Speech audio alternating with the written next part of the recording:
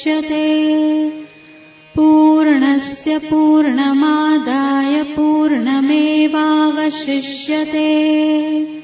ॐ शान्ति शान्ति शान्तिः।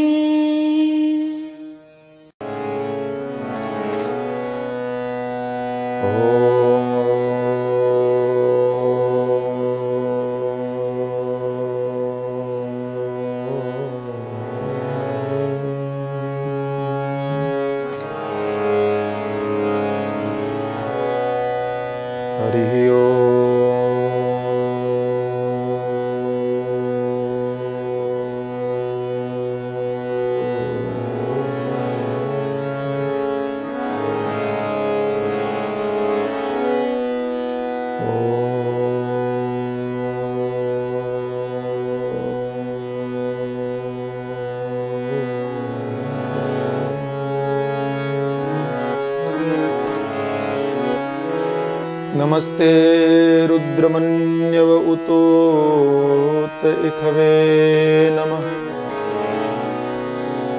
ओम शांति शांति शांति। भद्रं नो अपि वातयमनः। ओम शांति शांति शांति। आनन्दमानन्दकरं प्रसन्नं ज्ञानस्वरूपं निजभावयुक्तं योगीन्द्रमीड्यं भवरोगं श्री सद्गुरुं नित्यमहं नमामि। देवी प्रपन्नार्तिहरे प्रसीद प्रसीद मातर्जगतोऽखिलस्य प्रसीद विश्वेश्वरि पाहि विश्वं त्वमीश्वरी देवी चराचरस्य यं प्रव्रजन्तमनुपेतमपेतकृत्यं द्वैपायनो विरह कातर आजुहाव पुत्रेति तन्मयतया तरवो विनेदु तं सर्वभूतहृदयं मुनिमानतोऽस्मि सच्चिदानन्दरूपाय विश्वोत्पत्त्यादिहेतवे तापत्रय विनाशाय श्रीकृष्णाय वयं नमः। तापत्रय विनाशाय श्रीरामाय वयं नमः। आइए सभी लोग प्रेम पूर्वक भगवान के पावन नाम का गान करें। राधे कृष्ण कृष्ण कृष्ण राधे राधे।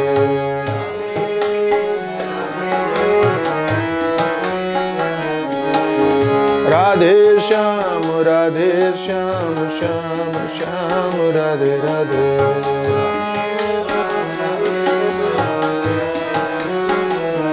जय जय राधे कृष्ण कृष्ण कृष्ण राधे राधे। राधे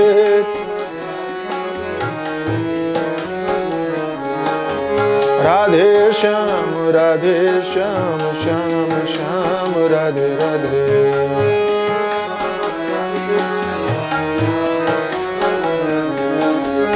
राधे कृष्ण कृष्ण कृष्ण राधे राधे।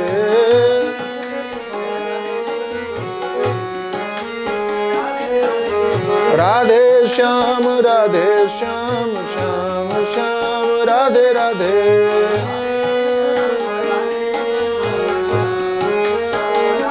जय जय राधे कृष्ण राधे कृष्ण कृष्ण कृष्ण राधे राधे राधे कृष्ण राधे श्याम श्याम श्याम राधे राधे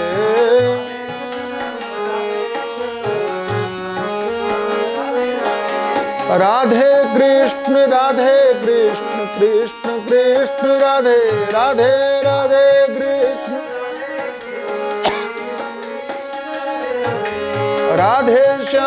राधे श्याम श्याम श्याम राधे राधे राधे श्याम श्याम राधे राधे राधे कृष्ण कृष्ण कृष्ण राधे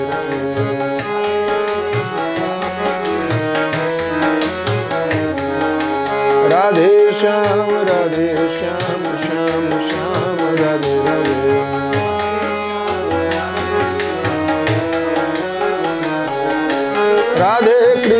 राधे कृष्ण कृष्ण कृष्ण राधे राधे राधे कृष्ण राधे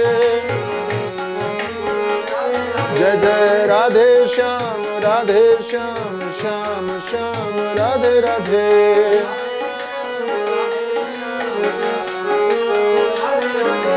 राधे कृष्ण कृष्ण राधे राधे राधे कृष्ण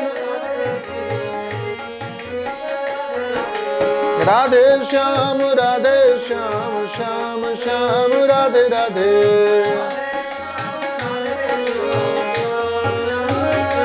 जय हो राधे कृष्ण कृष्ण राधे राधे राधे राधे श्याम श्याम राधे राधे श्याम राधे राधे राधे कृष्ण कृष्ण राधे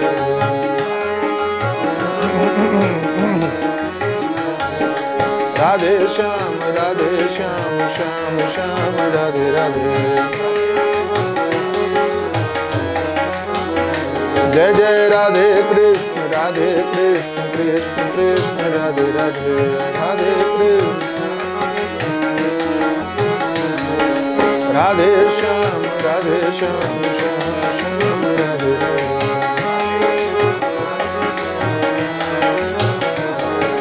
श्याम राधे राधे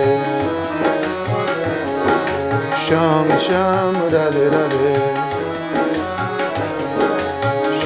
श्याम राधे राधे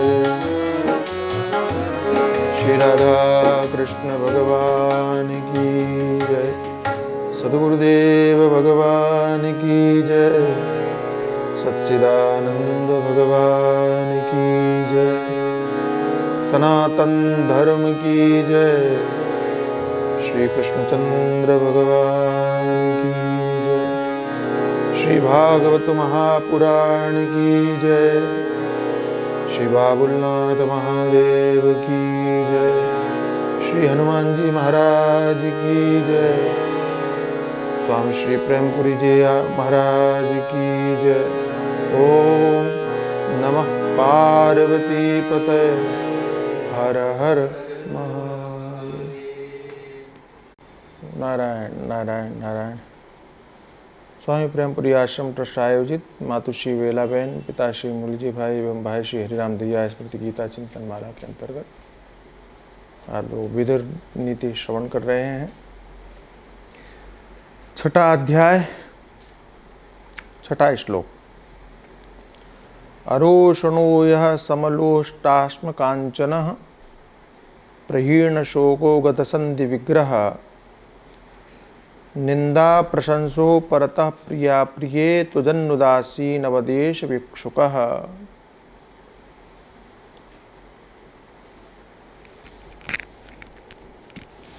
मूलतः व्यक्ति कहीं भी रहे, उसका विचार और उसका संकल्प, उसकी निष्ठा ही उसका व्यक्तित्व निर्धारित करती है।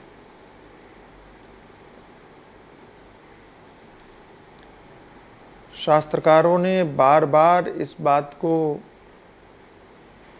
कहने का, समझाने का, बताने का प्रयास किया है कि आप अपनी निष्ठा और अपने व्यवहार और आप अपने निश्चय को देखें, उसी में अगर कहीं गड़बड़ी है तो उसको सुधारने का प्रयास करें, उसको बदलने का प्रयास करें और पुनः उस बात को रेखांकित किया जाना चाहिए कि आप कहाँ हैं ये महत्वपूर्ण नहीं है, आप कैसे हैं ये महत्वपूर्ण होता है।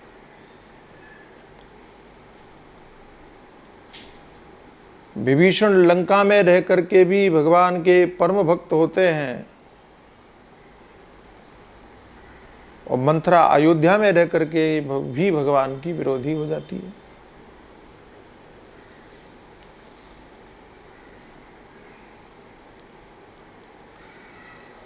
अयोध्या में मंथरा भी है और अयोध्या में वो धोबी भी है जिसने श्री जानकी जी के पुनः वन गमन में कारक बना।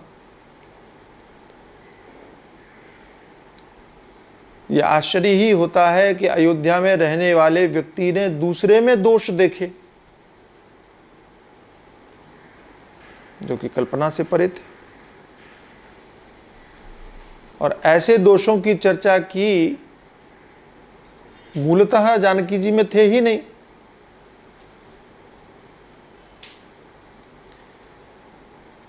किसी दुष्ट प्रवृत्ति वाले, दुष्ट स्वभाव वाले व्यक्ति और दुष्ट स्थान पर रहने वाले व्यक्ति ने अगर ऐसा किया होता तो आश्चर्य नहीं होता। आश्चर्य तो ये हुआ कि ये वक्तव्य और ये बात अयोध्या में रहने वाले व्यक्ति ने की। अच्छा, धोबी तो जरा थोड़ा बाहर का व्यक्ति था, मंथरा तो राजमहल में रहने वाली, अयोध्या वो भी राजमहल भगवान के सानिध्य में।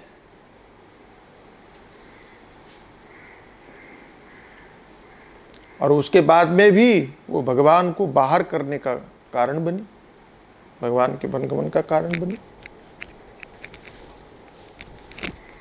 अच्छी बात है कि आप आश्रम में रहें, अच्छी बात है कि आप तीर्थ में रहें, अच्छी बात है कि आप अच्छी सोसाइटी में, अच्छे माहौल में रहें,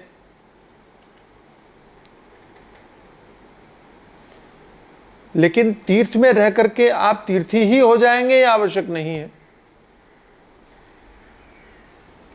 या तीर्थ हो जाएंगे, पवित्र हो जाएंगे, अच्छे हो जाएंगे, आवश्यक नहीं। तो आज भी तीर्थों में रहने वाले बहुत सारे लोग चोर हैं, बहुत सारे लोग ठग हैं, बहुत सारे लोग कपट करने वाले हैं, रहते तीर्थ में। तो तीर्थ तो पवित्र जगह है।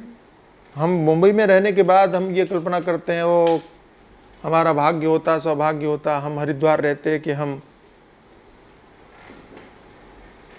क्या बोलते हैं, वृंदावन रहते।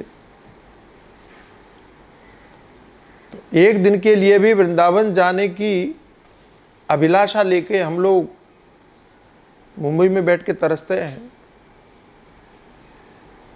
लेकिन जो वृंदावन में रहते हैं वे उस भाव से कितने अहोभाव को प्राप्त होते हैं, कल्पना करके देखिए।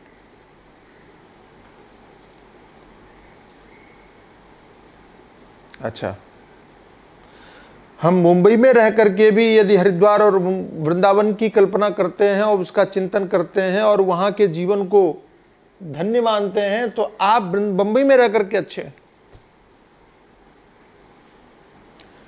और वृंदावन में रह करके, हरिद्वार में रह करके कोई मुंबई की कल्पना करता है कि मुंबई की हाई फाई सोसाइटी की कल्पना करता है कि और कुछ सोचता रहता है कि हमारा लाइफ स्टाइल ऐसा हो, तो निरर्थक, उसका जीवन निरर्थक। आप घर में रहते हो लेकिन आश्रम की तरह सोचते हो, और कोई व्यक्ति आश्रम में रहे और गृहस्थ आश्रम की सोच है कि दुनियादारी की सोच है, झगड़े की सोच है, कलह की सोच है?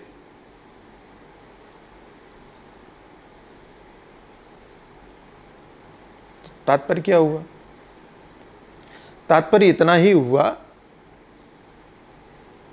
कि आप जहां हैं वहीं अपने विचारों को, अपनी निष्ठा को, अपने व्यवहार को, अपने संकल्प को बनाने सुधारने का काम करें। मैं बिल्कुल भी विरोधी नहीं हूं कि आश्रम में नहीं रहना चाहिए, मैं तो समर्थन ही करूंगा। मैं बिल्कुल भी विरोधी नहीं हूं कि तीर्थ में जाके रहना चाहिए, समर्थन ही करूंगा, रहना ही चाहिए। लेकिन घर में रह करके कुछ नहीं हो सकेगा, इस बात का भी मैं समर्थन नहीं करता। मेरी दृष्टि में घर में रह करके भी यदि आपके अंदर में निश्चय है, आपके अंदर में संकल्प है, आपके अंदर में कुछ करने की भावना है, तो घर में रह करके भी सन्यासी जीवन को व्यतीत किया जा सकता है। गेय स नित्य सन्यासी यो न द्वेष्टि न कांक्षति निर्द्वंद्वो महाभाव सुगंग बंधात प्रमुच्यते। ये कथन भगवान श्री कृष्ण का है और स्वयं भगवान श्री कृष्ण ये कथन अर्जुन को कहते हैं। अच्छा, प्रेमपुरी आश्रम में कई बार ऐसी बातें आई हैं कि एक बार संन्यास जयंती थी पूज्य महाराज श्री की, अखंडानंद जी महाराज की, और उस समय पर प्रवचन था, प्रातः प्रवचन। जहाँ तक मुझे याद है कि फरवरी के आसपास पड़ती संन्यास जयंती महाराज जी की, और मैं पहले फरवरी में प्रातः प्रवचन करता था। समय हो गया, पहले की बात। और उसी प्रवचन श्रृंखला में जिसमें महाराज श्री की संन्यास जयंती थी, उसमें एक महात्मा आया करते थे, विरक्त महात्मा।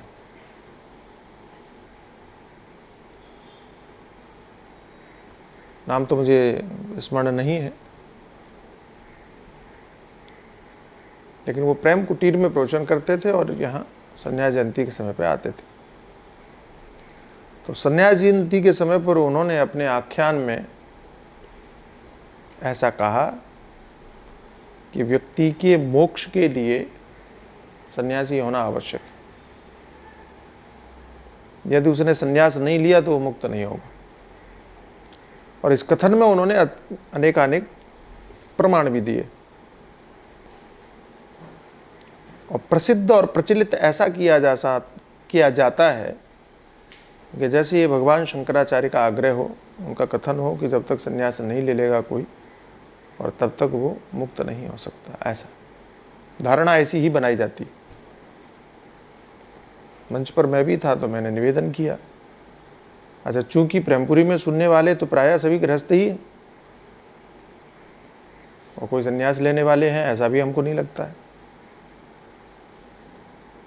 शर्त अगर ये हो कि संन्यास लेने वाले ही मुक्त हो सकते हैं या संन्यास लेने वालों का ही मोक्ष हो सकता है, कैवल्य प्राप्ति उन्हीं की हो सकती है जो संन्यास लें, तो प्रेमपुरी का तो पूरा प्रयास ही व्यर्थ हो जाएगा। फिर ये सत्संग स्वाध्याय किस काम का भाई? अच्छा, हम लोग उपनिषद पढ़ें, उपनिषद पढ़ाएं, स्वाध्याय करें, प्रवचन करें, सब कुछ करें, बाद में मालूम पड़ा ये तो मेहनत बेकार गई। क्यों? बोले संन्यास नहीं लिया तो मुक्ति नहीं होगी, ये तो सब बेकार हो गया। तो मैंने वहां कहा ये मेरी समझ के बाहर है भाई। ऋतेन ज्ञानान्न मुक्ति ही, ऐसा शास्त्रकार कहते हैं कि बिना ज्ञान के मुक्ति नहीं होगी, लेकिन बिना संन्यास के मुक्ति नहीं होगी ऐसा तो कहीं नहीं कहा। और यदि कहा कि बिना संन्यास की मुक्ति नहीं होगी तो पहले सुनाने से पहले संन्यास देना चाहिए। नहीं तो सुनाओ क्यों, फालतू की मेहनत क्यों करो? ये तो व्यर्थ का गड्ढा खोदना है। जब हमको मालूम है कि ऐसा किए बिना पानी नहीं निकलेगा तो गड्ढे खोल के मेहनत क्यों करें?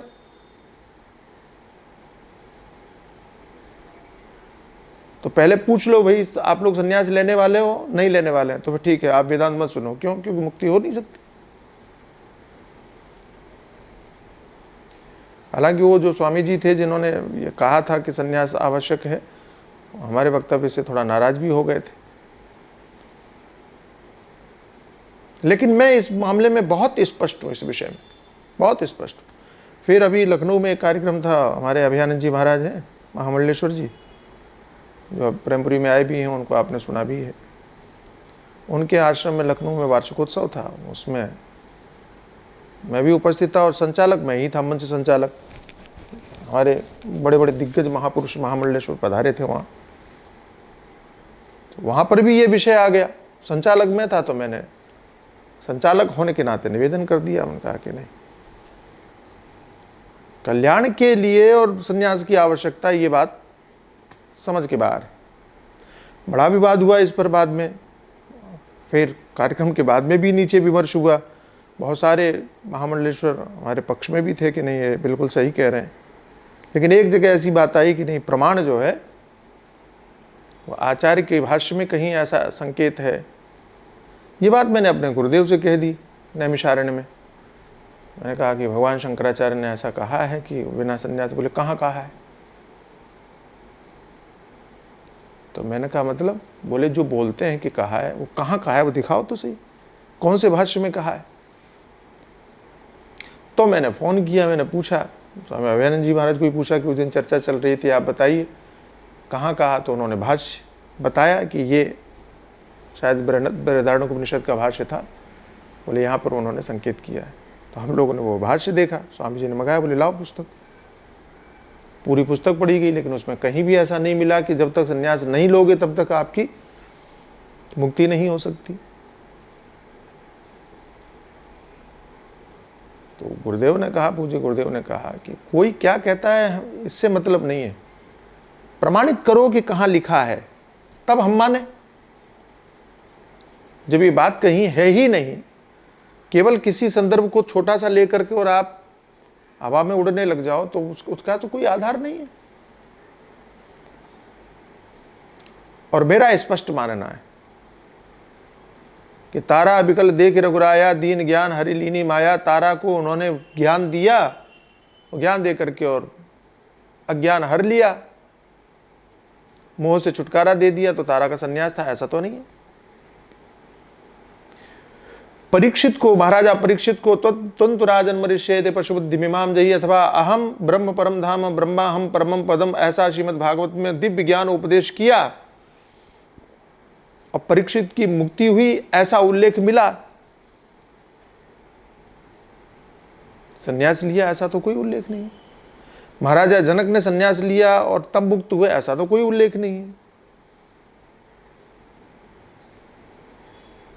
और जहां जहां उपदेश दिए गए, चाहे योग वासिष्ठ में वशिष्ठ जी ने भगवान श्री राम को उपदेश किया हो, चाहे भगवद गीता में भगवान श्री कृष्ण ने अर्जुन को उपदेश किया हो, तो कहीं पर यह तो नहीं कहा कि आपको संन्यास लेना पड़ेगा। हां, संन्यास का वहां अर्थ सर्व कर्म त्याग से है, यह सही है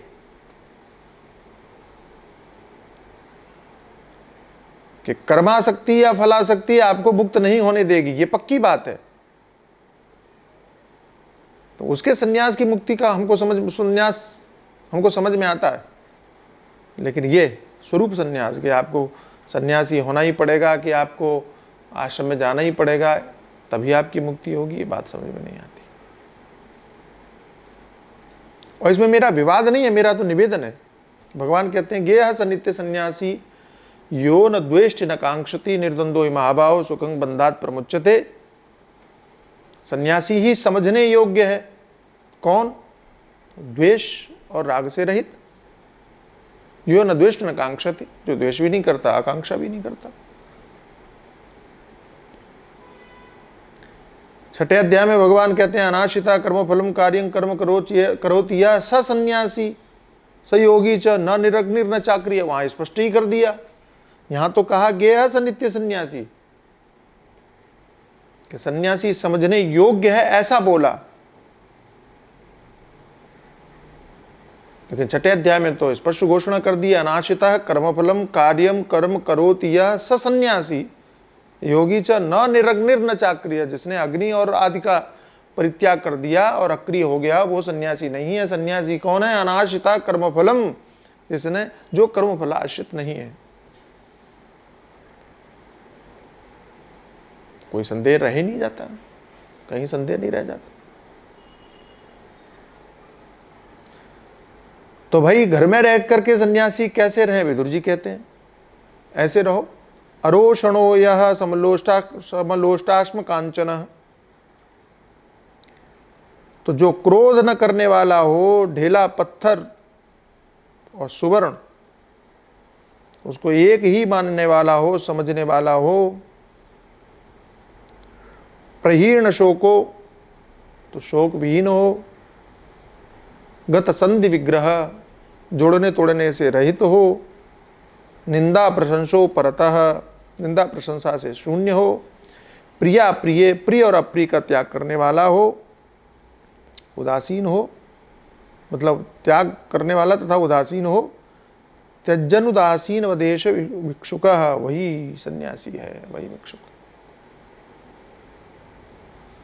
अब तो ऐसा प्रतीत होता है कि जिसमें ये गुण है वो सन्यासी है। आप कहां रह रहा है वो मतलब नहीं।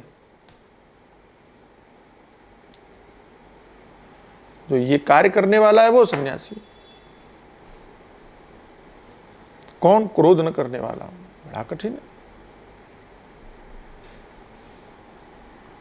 अब आप कहो कि सन्यासी भी तो क्रोध करते हैं और ये कहते हैं क्रोध न करने वाला वो सन्यासी। बड़ा झंझट है। और मैं पुनः आपको कहता हूं कि बहुत सारी क्रियाएं बाहर से ऐसी दिखाई पड़ती हैं जो कि दोष के रूप में प्रतीत होती हैं, लेकिन अंदर उनकी स्थिति क्या है एक अलग विषय है। आप अंदर से अगर क्रोधी हो गए, क्रोध का आवेश आपके अंदर में आ गया, तो आप गलत हैं। और मैंने पहले भी निवेदन किया है, अभी भी कहता हूं कि आपके अंदर में ही पैरामीटर लगा हुआ है। आप ही उसको माप सकते हैं, आप ही उसका विश्लेषण कर सकते हैं, आप ही उसको सही गलत निर्णय कर सकते हैं। कोई दूसरा नहीं बता सकता। आपको क्रोध आया तो क्रोध अंदर से आया कि दूसरों को दिखाने के लिए किया, इसका निर्णय केवल आप कर सकते हैं।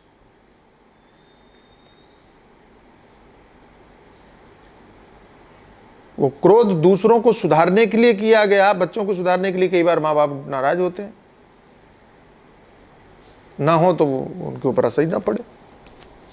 शिष्य सुधार के लिए कई बार गुरु महाराज नाराज होते हैं, तो वो अंदर से हुए कि बाहर से हुए ये निर्णय तो कौन करेगा? सामने वाला थोड़ी करेगा। कि हम थोड़ा अपने आप में जिसके अंदर में क्रोध आया है वही निर्णय करेगा। लेकिन कुछ ऐसे महापुरुष हैं जो इस झंझट में नहीं पड़ते। हमारे पूज्य उड़िया बाबा जी महाराज से किसी ने कहा कि महाराज आपके आश्रम में कुछ लोग ऐसा ऐसा करते हैं, तो आप थोड़ा नाराज हो जाया करो। बाबा ने कहा कि देखो भाई, जिनको भी बोलना होता है मैं प्रवचन के समय पर संकेत कर देता हूँ, बोल देता हूँ। बोले नहीं, ऐसे बोलने से थोड़ी होता है, आपको डांटना चाहिए, आपको नाराज होना चाहिए, क्रोध करना चाहिए। तो बाबा ने मुस्कुराते हुए कहा कि अब उनको सुधारने के लिए मैं अपने आप को बिगाड़ लूँ, ये हमसे नहीं होगा। जिनको सुधरना होगा प्रवचन में सुनकर के ही सुधर लेंगे, नहीं सुधरना होगा तो वो कुछ भी कह दो तब भी नहीं सुधरेंगे। ये भी एक मस्ती है। और एक मस्ती दुर्वासा वाली भी है कि थोड़ा भी कुछ के ऊपर देगा क्रोध आ गया, प्रकट हो गया। लेकिन अद्भुत बात देखो कि वो याद करो, स्मरण करो कि जब गोपियां उनको भोजन करवाने जाती हैं और भगवान कृष्ण से कहती हैं कि यमुना जी में बहुत जल है, हमको ये दुर्वासा जी को भोजन करवाना है, तो कैसे जाएं? बोले कह देना कि कृष्ण के मन में कभी कोई ऐसा विकार ना आया हो तो हमको रास्ता दे दो। और यमुना जी ने मार्ग दे दिया। वही गोपियों ने दुर्वासा जी को भोजन करवाया, वापस आई तो देखा यमुना जी फिर बह रही। तो दुर्वासा जी से कहा कि महाराज उधर से तो हम आ गई थी, अब कैसे जाएं? बोले उधर से कैसे आई थी? बोले भगवान कृष्ण ने कहा था कि मेरे मन में कोई विकार ना हो, कृष्ण ने कुछ गलत नहीं किया हो तो रास्ता दे दिया। तो दुर्वासा जी ने कहा कि ठीक है, अब जाके कह दो कि दुर्वासा ने दुर्वा को छोड़ के कभी कुछ न खाया हो तो रास्ता दे दो। गोपियां मन में सोचने लगा, अभी अभी तो हमने खिलाया। वे कहते कुछ न खाया हो, फिर भी बोल दें क्या जाता है। बोला तो यमुना जी ने रास्ता दे दिया। ये क्या है? यह है कर्म करते हुए भी कर्म में अहम भाव से रहित हो जाना। ये सुनने में कहने में जितना सरल है, होने में करने में उतना ही कठिन है।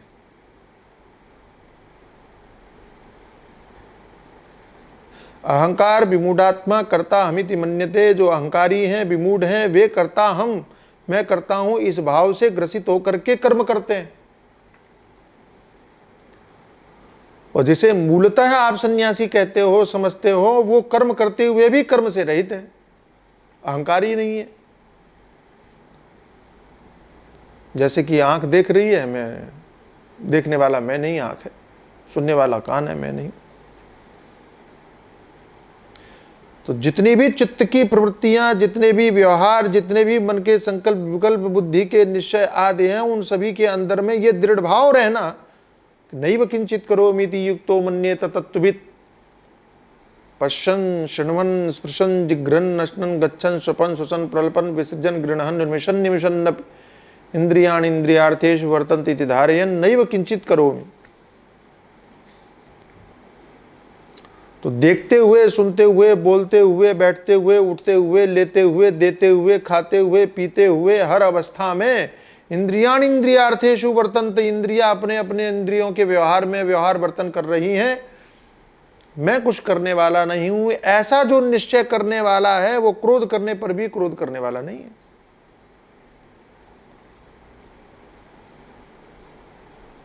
अब तो खैर बातें पुरानी हो गई, कैसे कैसे समय से गुजर गया पता नहीं चलता है।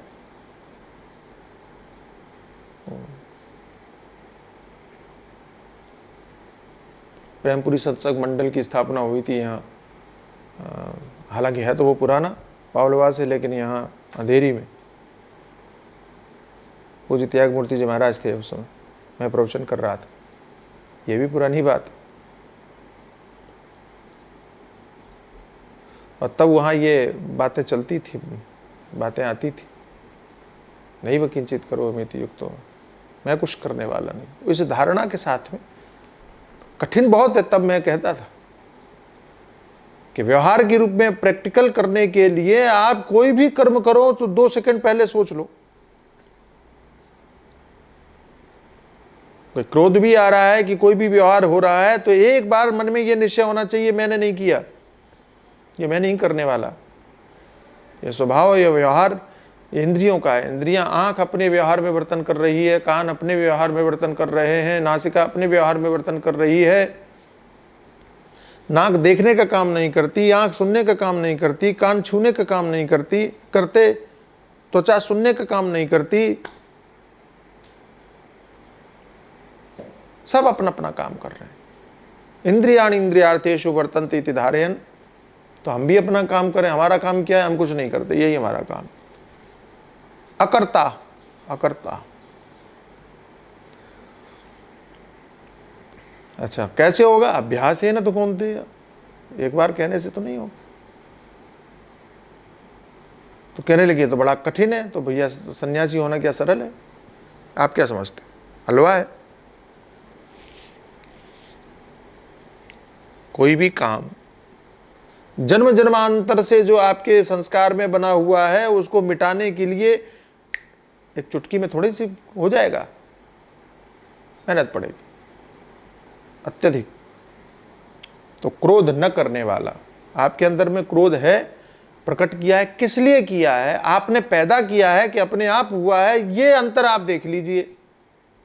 अगर पैदा किया है आपने निश्चय करके, तो सुधारात्मक है, ठीक है भाई, जरूरी है, आवश्यक है। वैसे ही जैसे कि आग आपने गैस में जलाई, लाइटर से जलाई कि माचिस की तीली से जलाई कि दीपक जलाया, तो आग आपने पैदा की, यानी आपके कंट्रोल में है अग्नि, ठीक है। आग अपने आप पैदा हो गई तो आपके कंट्रोल में नहीं है। ऐसी क्रोध अपने आप पैदा हो गया, समझो कि आप सन्यासी नहीं हो, और क्रोध आपने पैदा किया कि वो सुधारात्मक हो, तो कंट्रोल में, फिर ठीक है। समलोष्टाश्म कांचन, और लोहे को और सोने को समान दृष्टि से देखे, अथवा पत्थर को कि सोने को समान दृष्टि से देखे कि ढेले को समान दृष्टि से, और सोने को, बड़ा कठिन है भाई, अत्यधिक कठिन है।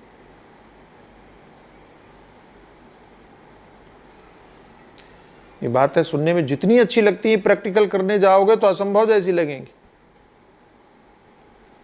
अवधूत कोटि में ये संभव है, व्यवहार के में तो आपको तो भेद करना ही पड़ेगा, भेद करना ही पड़ेगा, क्योंकि पत्थर का ढेला आप बैग के अंदर नहीं रखोगे, लेकिन सोने की अंगूठी आप रोड पे नहीं फेंकोगे, व्यवहार की दृष्टि में, व्यवहार में रहते हुए। तो इसका अर्थ क्या है? इसका अर्थ यह है कि यह दृष्टि हो कि जो कुछ भी आए, जो कुछ भी चला जाए, आपके ऊपर फर्क ना पड़े, यह दृष्टि है।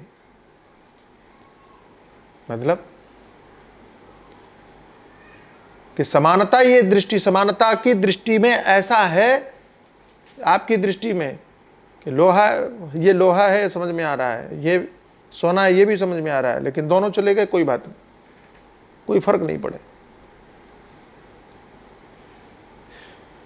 इस स्थिति को प्राप्त होना बड़ा कठिन काम है, ये भी कठिन है। वैसे सम होना तो हमारे यहाँ एक कहाँ कथा आती है कि राका बाका, दोनों पति पत्नी थे, सुना था, राका बाका सत्संग करते थे। एक बार रास्ते में जा रहे थे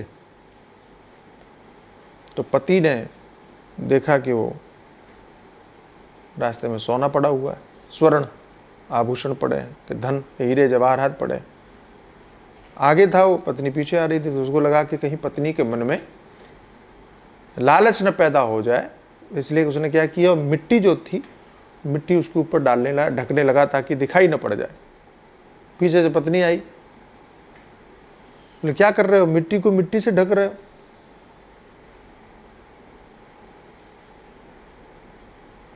तब उसकी समझ में आया कि पत्नी तो हमसे भी ज्यादा बढ़िया सोच वाली है, कि हमको तो कम से कम मिट्टी दिखाई पड़ी और सोना अलग दिखाई पड़ा, तो उसको तो दोनों एक ही दिखाई पड़ रहे हैं। और सच पूछो तो दोनों एक ही है, सब जमीन से ही निकले हैं। एक परिष्कृत रूप है, एक दूषित रूप है, लेकिन है तो सब मिट्टी ही। मिट्टी से बाहर क्या है? सब कुछ मिट्टी है, सब सब सब सब।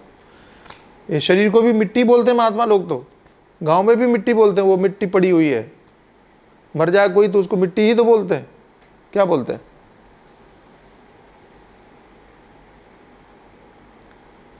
तो सब कुछ मिट्टी ही है मूलतः।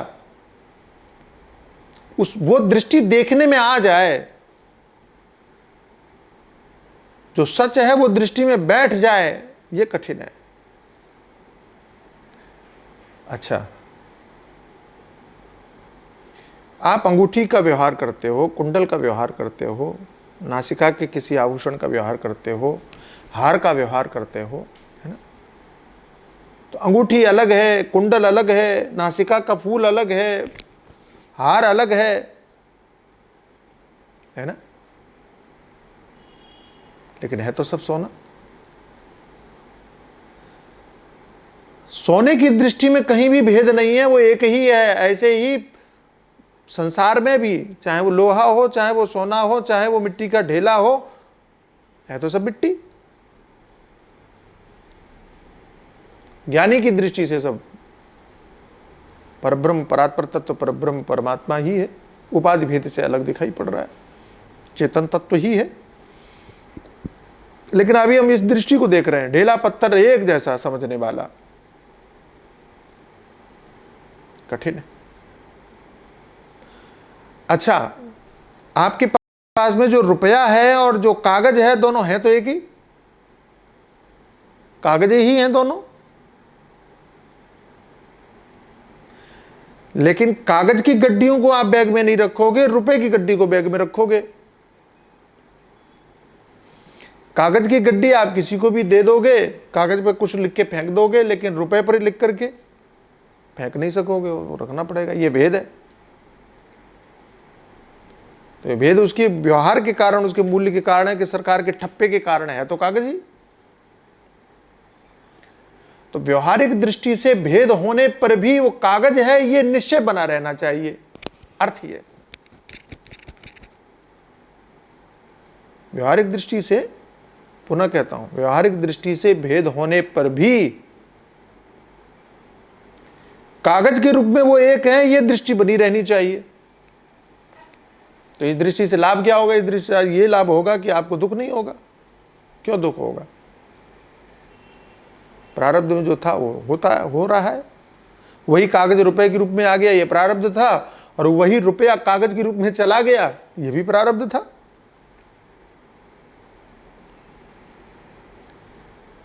समझा पाना बड़ा कठिन है, आप समझना इस बात को। बात करना, चर्चा करना, कहना, कह पाना सरल है, कई बार तो कहना भी कठिन लगता है। कैसे कहें, किससे कहें, कहां कहें?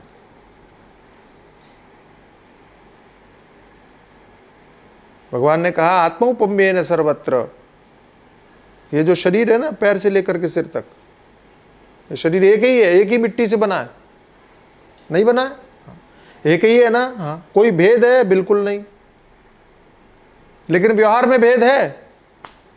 पैर में हाथ लगाओगे तो धोगे, मुंह में हाथ लगाने से पहले धोगे।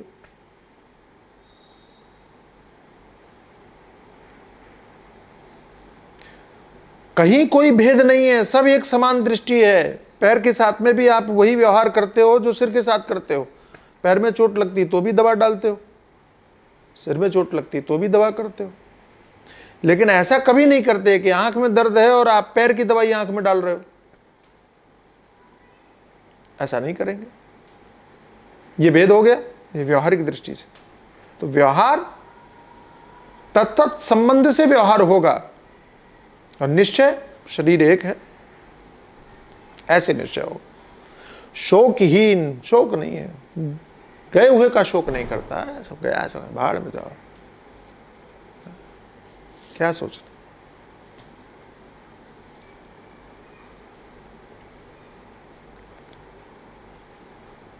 और जो शोक करते हैं वे आगे नहीं बढ़ पाते भाई।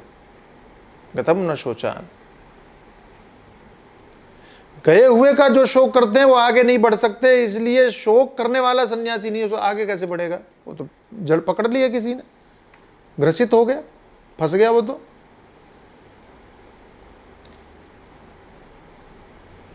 इसलिए निष्कर्ष और निश्चय ये स्पष्ट है कि आपके पैरों को पकड़ने वाले व्यक्ति को आपको वहां ठहरना नहीं है, छोड़ देना है, आगे बढ़ो।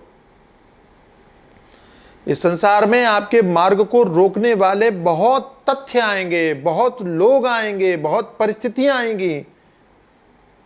आपके मन को, आपके चित्त को पकड़ने वाले, रोकने वाले, ठहराने वाले। आपको क्या करना है? सबको महत्व तो नहीं देना है, छोड़ देना है। नहीं दिया तो फंसोगे, उलझोगे और खत्म हो जाओगे, कुछ नहीं कर पाओ। गत संधि विग्रह, जोड़ किसी को मिलाना, किसी को दूर करना, इससे ये इन झंझटों से भी रहित है सन्यासी। तो आप घर में सन्यासी बन करके रहना चाहते हो, कौन क्या कर रहा है जाने दो, तटस्थ हो जाओ, आपको क्या लेने देना। आपके पड़ोसी के साथ में क्या क्या होता है आपको टेंशन होती है। आप घर में भी ऐसी सोचो कि ये सब पड़ोसी हैं आपके। आप अपना चिंतन देखो, अपना वृत्ति देखो, किसी की किसी उलझन में नहीं पड़ना है, कोई प्रयास नहीं करना है। मूलतः सन्यासी का कोई प्रयास नहीं होता, उसका चिंतन होता है अपना, वो अपना चिंतन करता है, अपनी चिंतन, अपनी स्थिति में रहो। तो टारगेट जो होना चाहिए वो अपनी स्थिति में रहना होना चाहिए, न किसी की प्रशंसा, न किसी की आलोचना। अच्छा, सच ये है कि हम लोगों का प्रायः जीवन इन्हीं चीज़ों में व्यतीत होता है। उसकी निंदा, उसकी स्तुति, उसकी आलोचना, उसकी प्रशंसा, उसका जोड़, उसका तोड़, उसकी शादी करवा दो, उसका वियोग करवा दो, उसका फलाना करवा दो, उसका ढिमका करवा दो, उसका झगड़ा मिटा दो, उसका झगड़ा करवा दो। प्रपंच में होता क्या है? हम लोगों की इन्हीं कामों से परेशान हो, फिर कहते हैं महाराज हम बड़े बिजी हैं। काय में बिजी हो? इसी में बिजी हो, इन्हीं झंझटों में बिजी हो कि वो करवाना है, वो हटाना है, वो करना है, वो करना है, वो करना। सब देखो, जहाँ कर्तव्य हैं, जहाँ जिम्मेदारियाँ हैं, जहाँ आपके दायित्व हैं, उनका निर्वाह होना चाहिए, उसमें विरोध हमारा किसी का नहीं है। लेकिन व्यर्थ के झंझटों में पड़े रहना, व्यर्थ के झंझटों में उलझते रहना, व्यर्थ में ही किसी से उलझते रहना, चित्त की वृत्तियों को आप जोड़ते रहो, फंसाए रहो, तो परेशान होने के अतिरिक्त और कुछ भी नहीं मिलेगा। हमारे कई लोग ऐसे भी परिचित हैं जो बेमतलब सोचते रहते हैं, बेमतलब। सन्यासी का कोई प्रिय और अप्रिय भी नहीं होता। सन्यास की जो पराकाष्ठा है, सन्यास की जो स्थिति है, वहां प्रिय और अप्रिय नहीं है, वहां उसके सब प्रिय होते हैं। और बुरा मत मानना, सब अप्रिय होते हैं। वो सबके कल्याण की कामना करता है, इस संदर्भ में सब प्रिय है, लेकिन उसके मार्ग में बाधक बनने वाला कोई भी हो, वो सब अप्रिय है। वो छोड़ने में क्षण नहीं लगाता। वो जहां प्रेम करता है, वो प्रेम की भी परिभाषा है, कल्याण की कामना करता है, निश्चित रूप से करता है। लेकिन अंजन कहा आंख जय फूटे, एक बहुतक कहो कहाँ लो। हम काजल को बहुत महत्व देते हैं, बहुत प्रेम करते हैं, लेकिन उस काजल को नहीं जो आंख में लगाओ तो आंख ही फोड़ दे। ऐसे काजल को क्या करोगे? तो संसार के संबंधों में भी प्रियत्व उसी से रखना जो आपके मार्ग में कल्याणकारी हो, आपके मार्ग में सहायक हो। आपके मार्ग में बाधक बने तो फिर सन्यासी छोड़ने में समय नहीं लगाता, त्याग करने में संकोच नहीं करता। प्रिय अप्रिय, तो एक दृष्टि से उसका कोई प्रिय भी नहीं है और एक दृष्टि से उसका कोई अप्रिय भी नहीं है, और दूसरी दृष्टि से उसके सब प्रिय है और दूसरी दृष्टि से उसके सब अप्रिय है। जाके प्रिय न राम वैदे ही तजिए ताहि कोटि बैरीसम यद्यपि परम स्नेही। मीरा का कोई भी दुश्मन नहीं है, शत्रु नहीं है, सब प्रिय है। कृष्ण के रूप में सब प्रिय है, लेकिन छोड़ने के रूप में सब अप्रिय है। जो बाधक बन रहे हैं उनको सबको हटाती चली गई मीरा, सबका परित्याग कर दिया।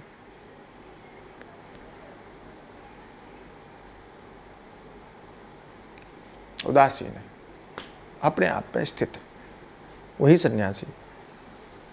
तो संक्षेप में आप समझ लीजिए कि एक राजा था और महात्मा के पास में गया, और राजा ने महात्मा से कहा महाराज आप में हम में अंतर क्या है? महात्मा ने कहा बहुत अंतर है, तुमको समझ में नहीं आएगा। राजा ने कहा बात तो सही है, आप जंगल में कुटिया में रहते हैं, मैं राजमहल में रहता हूँ, बहुत अंतर है। हमने स्वर्ण आभूषण धारण कर रखे हैं, इतने सुंदर सुंदर वस्त्र आभूषण धारण कर, आप तो दिगंबर बैठे हुए हैं, बहुत अंतर है। आप हमारे घर पे पधारे। बोले ठीक है। तो महात्मा को लेके गया वो महल में, राजमहल में बढ़िया वस्त्र पहना करके और उनको सुंदर आसन पर बिठाया, सिंहासन पर बिठाया, भोजन आदि करवाने लगा। तो सोने चांदी के पात्रों में वो भोजन उनके सामने आ गया। राजा भी पाने लगा, महाराज भी पाने लगे। भोजन करते करते महाराज ने कहा अब महाराज क्या अंतर है आप में और हम में?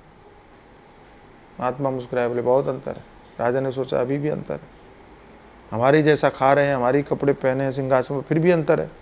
तो शायद इनका विवाह नहीं हुआ है, हमारा विवाह हो चुका है, हम राजा हैं, ये राजा नहीं है, इसलिए यही अंतर है। तो कहते महाराज हमारी कन्या, हम चाहते हैं आप उसके साथ विवाह कर लें और आधा राज्य हम आपको दे देंगे। बोले ठीक है।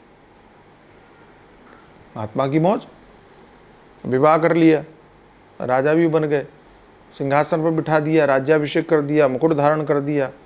जब मुकुट पहना दिया तब राजा बोला कि महाराज आप में हम में क्या अंतर है? तो बहुत अंतर है। बोले महाराज ये तो कहने की बात है, अब काय का अंतर? आप भी राजा हम भी राजा, आप भी गृहस्थ हम भी गृहस्थ, कोई अंतर नहीं। बोले अंतर देखना है? बोले हाँ। बोले आओ। रथ पे बिठाया, वहीं अपनी कुटिया के पास लेके गया। बोले यहाँ क्यों लाए? बोले अंतर देखना है तुमको? हाँ। तो कहा देखो महाराज मैंने ये मुकुट उतार दिया। बोले हाँ। बोले तुम भी उतारो। उसने मुकुट उतार दिया, फिर उन्होंने कपड़े उतार दिए, नंगे हो गए। उतारो। तो राजा ने कहा क्या मजाक है? बोले यही अंतर है।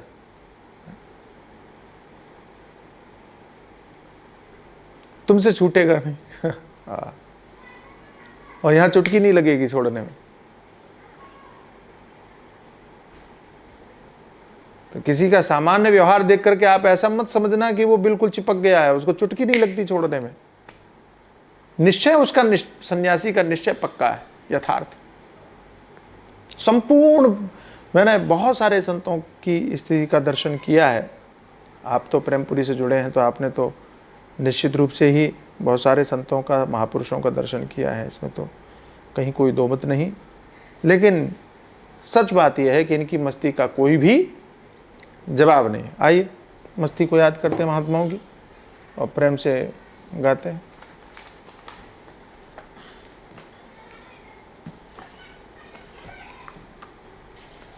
हम रेणुका बहन को बड़ा मिस कर रहे हैं। हमारी उस बहन का ये बड़ा प्रिय भजन था, हमेशा वो कहती हुई थी कि गाइए, और नृत्य भी करती थी वो। अचानक चली गई, उन्हीं को समर्पित कर देते हैं। आइए। हम तो हमारी मस्ती में झूमते चले,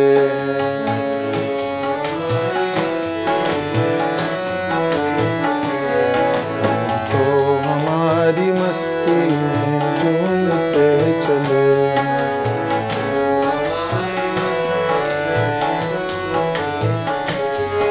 आदाब कर लिया है जो राह में मिले हैं, आदाब कर लिया है जो राह मिले हैं। हम तो हमारी मस्ती में झूमते चले।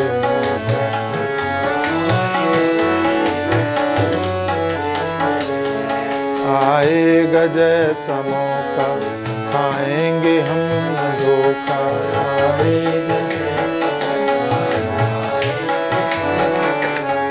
आएगा जैसा मौका खाएंगे हम धोखा।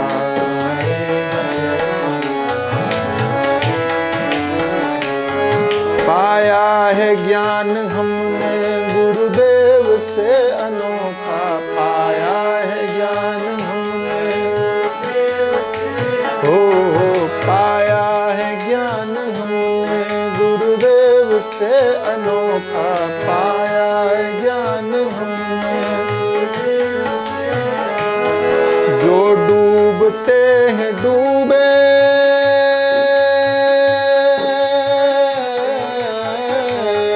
जो डूबते हैं डूबे, हम तैरते चले हैं। जो डूबते हैं हम तैरते चले हैं। हम तो हमारी मस्ती में झूमते चले, हम तो हमारी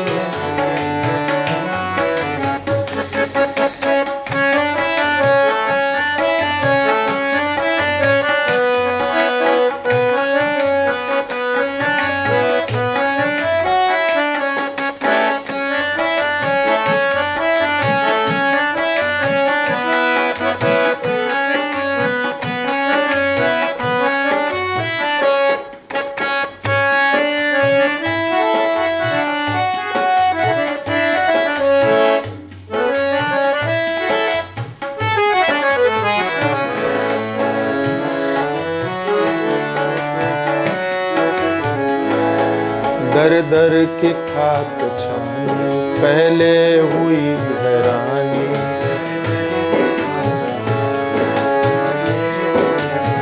ओ दर दर की खाक छानी, पहले हुई हैरानी।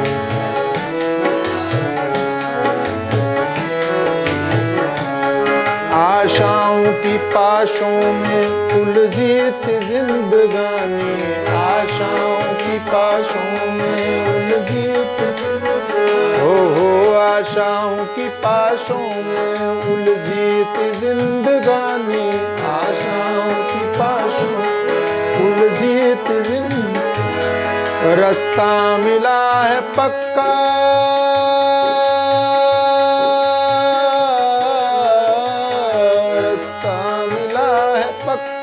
हम दौड़ते चले हैं। रास्ता मिला है पक्का, हम दौड़ते चले हैं। हम तो हमारी मस्ती झूमते चले हैं।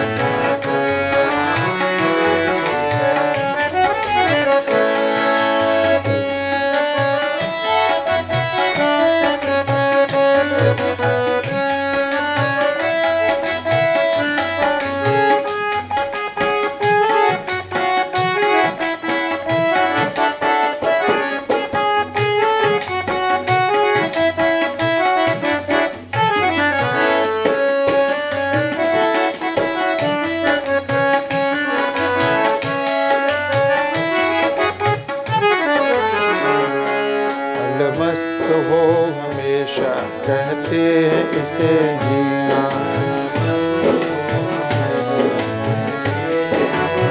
जीना अलमस्त हो हमेशा कहते हैं इसे जीना।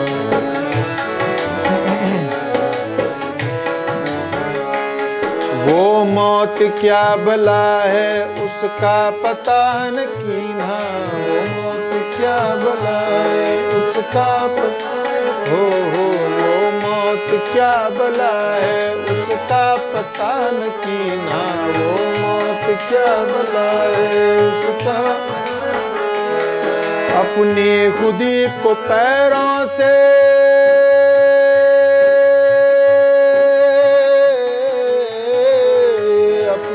खुदी को पैरों से रौंदते चले हैं, अपनी खुदी को रौंदते चले हैं हम तो हमारी मस्ती झूमते चले हैं।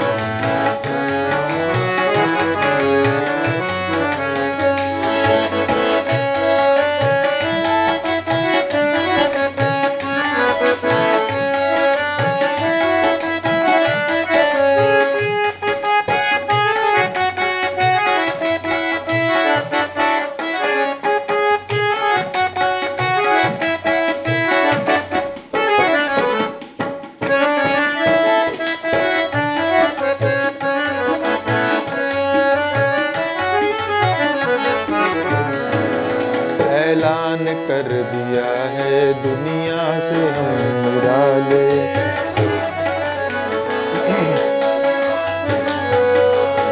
ऐलान कर दिया है दुनिया से हम निराले, ऐलान कर हो ऐलान कर दिया है दुनिया से हम निराले।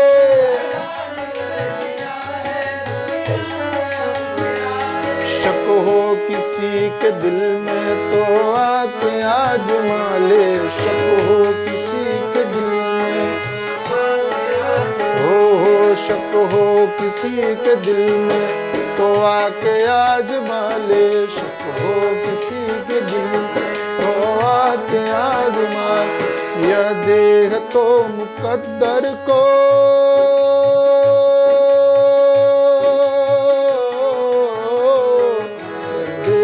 तो मुकद्दर को सौंपते चले हैं, देह तो सौंपते चले हैं हम।